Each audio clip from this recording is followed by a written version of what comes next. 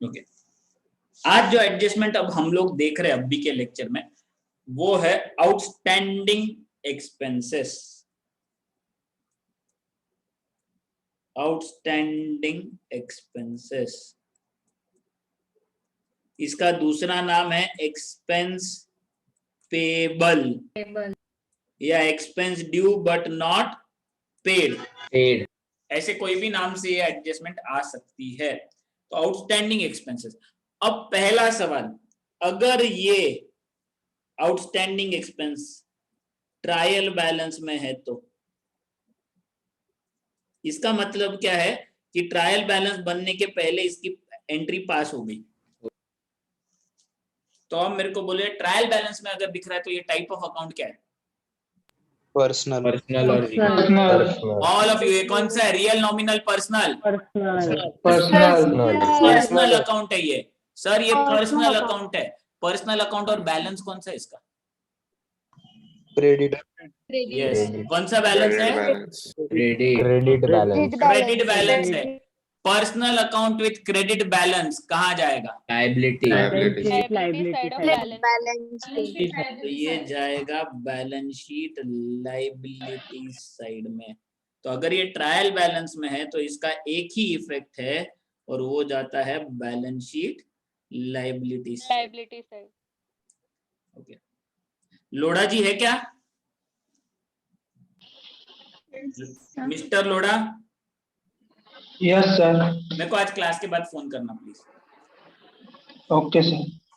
If it appears in trial balance तो balance sheet liabilities में जाएगा। अब दूसरा, if it appears as an adjustment, यानी ट्रायल बैलेंस में नहीं दिख रहा है, सब बन गया ट्रायल बैलेंस, अब एंट्री करने को बोलिए। किसी को आउटस्टैंडिंग एक्सपेंस की जर्नल एंट्री याद है क्या?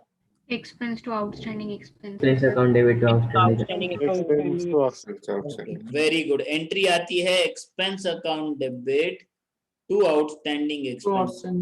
लेकिन सर आपने बोल दिया, हम भरोसा क्यों रखें?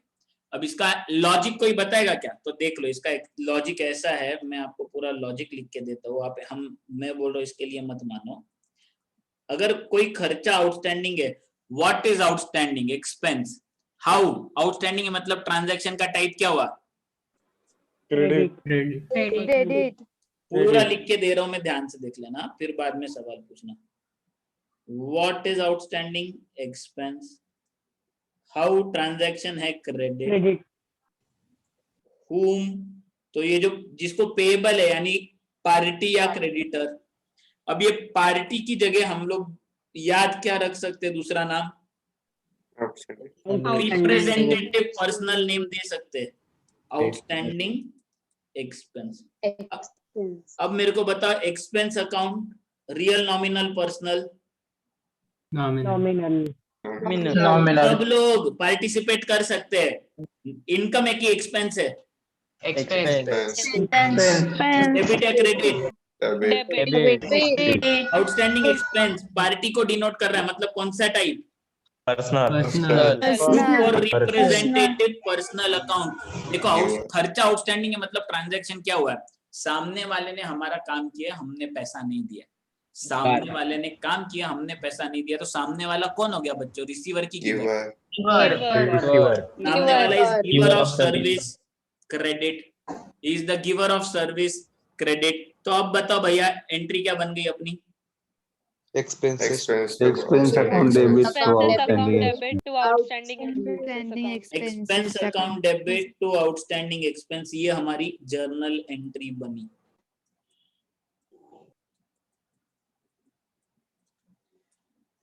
ओके, अब मेरे को बोलो, ट्रायल बैलेंस बन चुका है बराबर?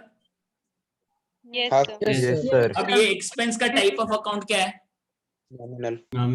नॉमिनली ऑलरेडी क्लोज होके या तो ट्रेडिंग में जा चुका होगा या तो P&L में जा चुका होगा। तो अब इसको क्या करेंगे? जिसको डेबिट दिया है वो खर्चे को, जो ओरिजिनल खर्चा है, देखो बच्चों, इसके पहले जो खर्चा रहेगा, समझो सैलरी है, इसके पहले जो ट्रायल बैलेंस में सैलरी दिख रही होगी वो ऑलरेडी ट्रेडिंग या P&L में जा चुकी होगी, यानी P&L में जा चुकी होगी। तो फिर हमको क्या करना पड़ेगा? सैलरी का नॉर्मल बैलेंस क्या है? Debit. आप एंट्री में क्या दे रहे हो? Debit. Debit debit Add.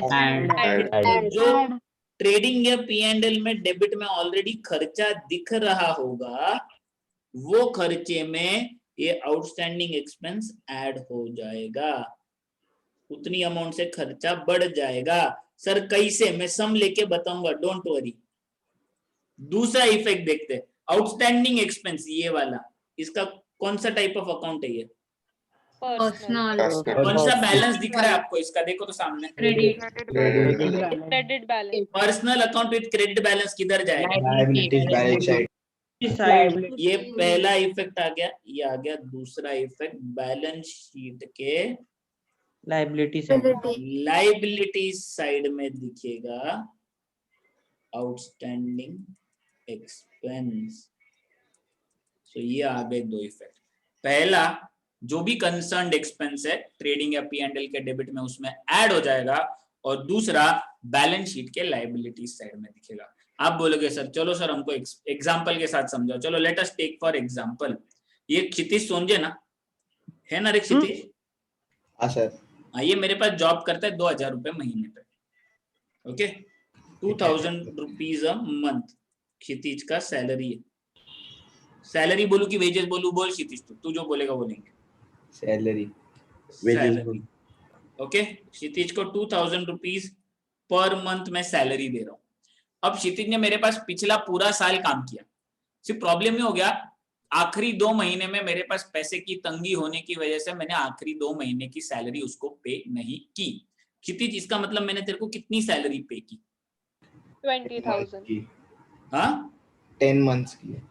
10 months की, यानी 10 महीने की 2000 रुपए से कितनी पे की? 20,000। एंट्री कर दी मैंने salary account debit to cash account, बराबर? Yes sir. अच्छा। 20,000। अब ये हो गया आपके अकाउंट क्लोज। आपके ट्रायल बैलेंस में सैलरी कितनी दिखेगी अभी? 20 की हुई है, यानी सैलरी ट्रायल बैलेंस में 20 की दिख रही है। अब मेरे को बताओ बच्चों, ट्रायल बैलेंस से सैलरी किधर जाएगी? प्रॉफिट एंड लॉस किधर जाएगी? Profit and loss account. Debit side. P&L account में चली गई, डेबिट साइड में टू सैलरी। आप बोलोगे सर आउटर में लिख दो, हाँ समझ लो, कॉपी मत करो, 20,000 आउटर में लिख दिया। लेकिन मेरे को बोलो क्षितिज ने मेरे पास काम कितने पीरियड के लिए किया? 12 पूरे 12 महीने का काम किया है। मतलब मैंने उसको सैलरी देनी कितनी चाहिए थी? 24,000। 24, यानी मेरा एक्चुअल खर्चा होना चाहिए था 24,000। कितना रहा है? 20. 20,000। कम दिख रहा है कि ज्यादा दिख रहा है? कम दिख दिख रहा रहा है। है। कम दिख रहा है। इसका रीजन क्या है? किस चीज की वजह से कम दिख रहा है अभी तक? 2 महीने की सैलरी। 2 महीने की सैलरी जो मैंने पे नहीं की है उसको क्या बोलते हैं?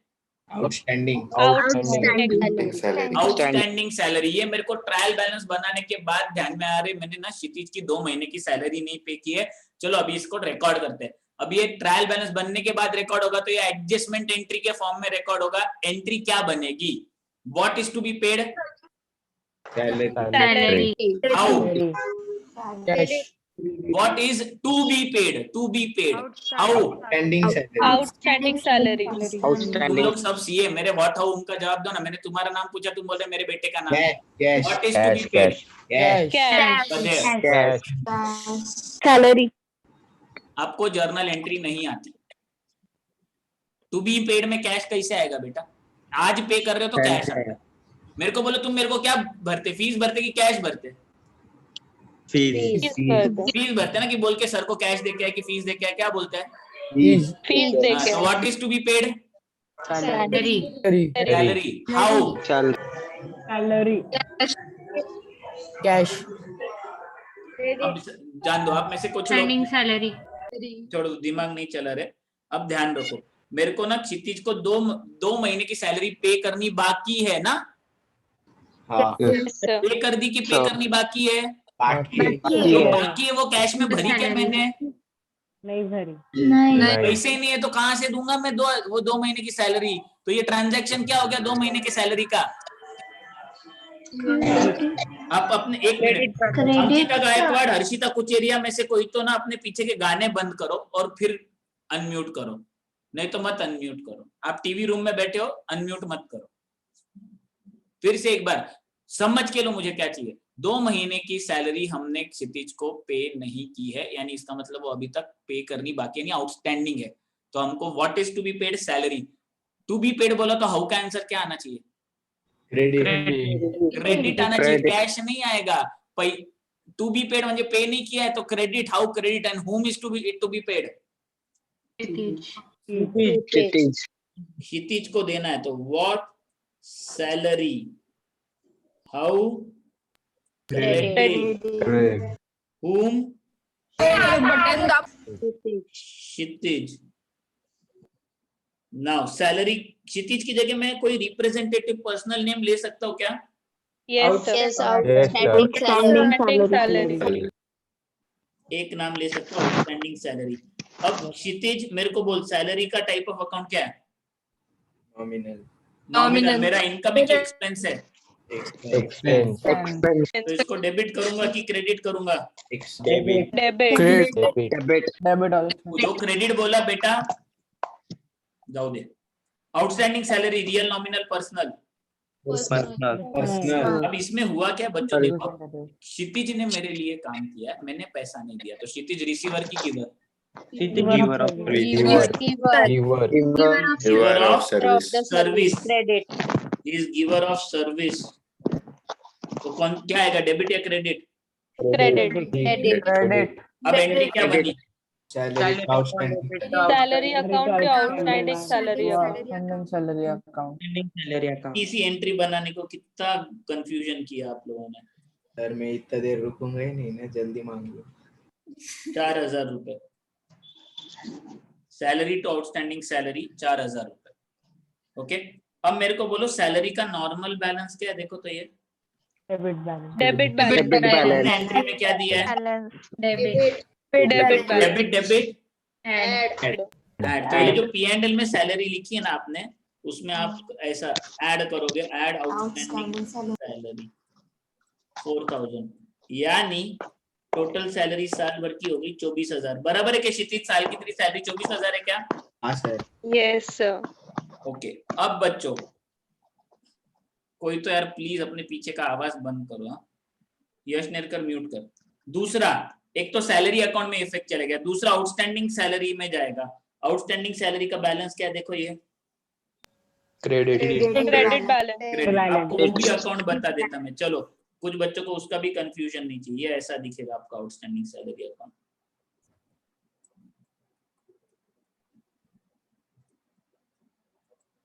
बाय सैलरी 4000, इसका टाइप ऑफ अकाउंट बोलो, रियल, नॉमिनल, पर्सनल? तो ये क्लोज होगा, बैलेंस होगा?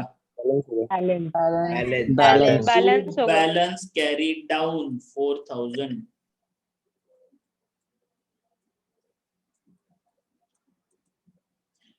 By balance brought down 4000। अब मेरे को बताओ, आउटस्टैंडिंग सैलरी पर्सनल अकाउंट है और ये है क्रेडिट बैलेंस, तो कहाँ जाना चाहिए? Balance sheet. Balance sheet liability side. तो इसका एक इफेक्ट गया P&L के डेबिट में और एक इफेक्ट जाएगा बैलेंस शीट के liability side. Liability side. Outstanding salary कितनी अमाउंट दिखेगी? 24 की 4000। तो एक इफेक्ट देखो कहाँ कहाँ गया, एक इफेक्ट गया P&L के डेबिट में, दूसरा गया बैलेंस शीट के लायबिलिटी साइड में। ये सैलरी की जगह वेजेस होता तो P&L की जगह क्या होता? Trading account. वही दो इफेक्ट है, या तो ट्रेडिंग या तो P&L के डेबिट में एक्सपेंस में ऐड होगा, और दूसरा लायबिलिटी है अभी तक पे करना बाकी है, तो बैलेंस शीट के लायबिलिटीज में दिखेगा। This is the first effect, this is the second effect. Is this clear? Yes, sir. Sir लेकिन ये खत्म नहीं हो, अगले साल क्या होगा? आप अगले साल का इमेजिनेशन अपन पैरेलली करते हैं। ओके, मेरे को बताओ अगले साल क्षितिज को मैं टोटल कितना पे करूंगा नेक्स्ट ईयर? ये अगला साल है यहाँ पे, 4,000. 28,000. अगला साल भी मेरे पास पूरा काम करने वाला है बच्चों। 28,000 28,000. कोई दिमाग वाला? 4 की 28, 28,000 पे करूंगा सर। कैसे? अगले साल के 24 यानी पिछले साल के 4, अगले के 24 पूरा 12, वो भी दिमाग सर कैसे? 12 महीने रहेंगे अगले साल में, 2,000 रुपए महीने के हिसाब से 24,000 हो गए, और पिछले जो 4,000 पे करने बाकी ये वाले, ये भी तो देने पड़ेंगे, क्षितिज छोड़ेगा थोड़ी, तो 24 और 4 28,000 पे करूंगा। तो अगले साल में एंट्री करूंगा बच्चों, ध्यान से देखो, salary to cash 28,000 next year. Next year तो आप फिर अगले साल क्या हो गया? सैलरी का खर्चा कम दिख रहा कि ज्यादा दिख रहा? ज्यादा ज्यादा दिख रहा है. ज्यादा दिख रहा है ना? ज्यादा दिख रहा है सर. बराबर है, ज्यादा दिख रहा है। प्लस एक गड़बड़ हो गई है। क्या सर? ये देखो, ये आउटस्टैंडिंग सैलरी अकाउंट में क्रेडिट बैलेंस भी दिख रहा है 4,000। कहाँ पे सर? ये देखो, ये येलो किया था, पिंक, ये देखो, ये पिंक किया मैंने, दिखा? हाँ सर. अगले साल लाइबिलिटी भी दिखेगा 4,000 और खर्चा भी 4,000 ज्यादा दिखेगा। कुछ तो गड़बड़ है। अभी कैसे करेंगे इसको सेट? मेरे को बोलो। अभी आउटस्टैंडिंग सैलरी हम अगले साल पे कर देंगे। Yes sir. कितने अमाउंट से अगले साल की सैलरी? सोच के जवाब दो। ये 28,000 दिख रही है, तो अभी ये जो 4,000 इससे ये सैलरी बढ़नी चाहिए कि कम होनी चाहिए? कम होनी चाहिए. कम। क्यों सर? क्योंकि 28 में 4 पिछले साल के थे। तो अगले साल में एंट्री क्या होगी? अभी ये मजेदार है। अगले साल में ये जो क्लोजिंग एंट्री हम पास करते हैं ना, इसका एक बहुत इंटरेस्टिंग रूल है। हमने क्लोजिंग एंट्री क्या पास की थी? एडजस्टमेंट एंट्री क्या पास की है? देखो ना, salary to outstanding Salary account debit to outstanding salary पक्की account. बात सब लोग एक बार और रिपीट कर दो, क्या की है? Salary account debit to outstanding salary salary account. account. अगले साल salary account नेक्स्ट 40. ईयर क्या होगा मालूम है? नेक्स्ट ईयर ये जो एंट्री है ना, वो रिवर्स हो जाएगी। वो एंट्री हो जाएगी आउटस्टैंडिंग सैलरी नेक्स्ट ईयर के शुरुआत में टू सैलरी। नेक्स्ट ईयर के शुरुआत में इसको बोलते हैं ओपनिंग एंट्री। इसको देखो, ये है क्लोजिंग और ये है ओपनिंग। हमने जो एडजस्टमेंट में की वो क्लोजिंग एंट्री, और ये जो मैं बता रहा हूँ वो है ओपनिंग एंट्री। एंट्री होगी आउटस्टैंडिंग सैलरी टू सैलरी 4,000। अब इसकी मजा देखो, आपने एंट्री की आउटस्टैंडिंग सैलरी टू सैलरी, अगले साल में इधर आ गई वो entry, opening outstanding salary to salary 4,000। कुछ लोग सिर्फ फोटो निकाल रहे, लिख लेंगे ना तो फायदा होगा। अब मेरे को बताओ बच्चों, अब अगले साल की सैलरी कितनी दिख रही है? 28,000। 28 पे की हुई, और ये 4,000 का क्रेडिट आ गया ना सैलरी को, देखो ना। Yes sir. अब कितना हुआ? Yes, sir. सैलरी कितनी दिख रही है अभी? 24,000। 24,000. दिख रही है। हाँ। और ये जो Yes, sir. Outstanding salary account हमने खोला था, उसमें आ जाएगा टू सैलरी अगले साल 4,000, और ये आउटस्टैंडिंग सैलरी अकाउंट भी क्लोज हो जाएगा। क्यों क्लोज हो जाएगा? हमने पे कर दिया ना अगले साल में। तो इस साल में क्लोजिंग एंट्री से ये सैलरी आउटस्टैंडिंग सैलरी अकाउंट बना, और अगले साल में ओपनिंग एंट्री से क्लोज हो गया। सर फिर अगले साल भी सेम प्रोसेस होगा क्या? अगर आपने अगले साल नहीं पिक किया उसको तो फिर वापस आउटस्टैंडिंग सैलरी की एंट्री आएगी, सैलरी टू आउटस्टैंडिंग सैलरी। समझा? Yes sir. जो आउटस्टैंडिंग रहेगा अगले साल वो आउटस्टैंडिंग की एंट्री होगी, सैलरी टू आउटस्टैंडिंग सैलरी। तो हमेशा एक बात वापस बता देता हूँ, हमेशा जो क्लोजिंग एंट्री होती है वो अगले साल की शुरुआत में रिवर्स होके ओपनिंग एंट्री बन जाती है। हर एग्जांपल में आपको ये एक्सप्लेन करूंगा। ये देखो, जैसे यहाँ पे हमने किया, क्यों? नहीं तो अगले साल में सैलरी कितनी दिखेगी? देखो 28,000 दिखेगी, जबकि दिखनी सिर्फ 24,000 चाहिए। तो अब देखो, ये 28 डेबिट था और ये 4,000 क्रेडिट है। सैलरी को देखो, ये 28,000 डेबिट दिया है हमने यहाँ पे अगले साल, और यहाँ 4,000 क्रेडिट दिया, तो नेट इफेक्ट आ गया 24,000 का। सो नेक्स्ट ईयर जो क्लोजिंग एंट्री हम पिछले साल पास करते हैं वो रिवर्स हो जाती है। Now I want all of you to go through this adjustment. Outstanding salary की, आउटस्टैंडिंग एक्सपेंस की एंट्री बोलो, चलो पहले सब लोग। Expense account debit outstanding expense to outstanding expense. All of you agree? Yes sir. ये देखो, मैं Yes, sir. ग्रीन करने जा रहा हूँ यहाँ पे, ये हमारी एंट्री है, एक्सपेंस टू आउटस्टैंडिंग एक्सपेंस। बराबर है? Yes, sir. एक्सपेंस का नॉर्मल बैलेंस क्या, डेबिट या क्रेडिट? डेबिट बैलेंस एंट्री में आपने डेबिट Debit दिया है तो डेबिट डेबिट ऐड एक्सपेंस में क्या होगा ये? ऐड होगा ऐड हो जाएगा Add. दूसरा अकाउंट है आउटस्टैंडिंग एक्सपेंस, इसका टाइप ऑफ अकाउंट क्या है? Real, nominal, personal? Personal personal account credit balance है तो कहाँ जाएगा? Balance sheet liability balance sheet liability side. तो पहला इफेक्ट एक्सपेंस में ऐड, दूसरा effect balance sheet liability side. तो ये दो इफेक्ट है आउटस्टैंडिंग एक्सपेंस के एडजस्टमेंट के। आज आपको ये देख के रखना है।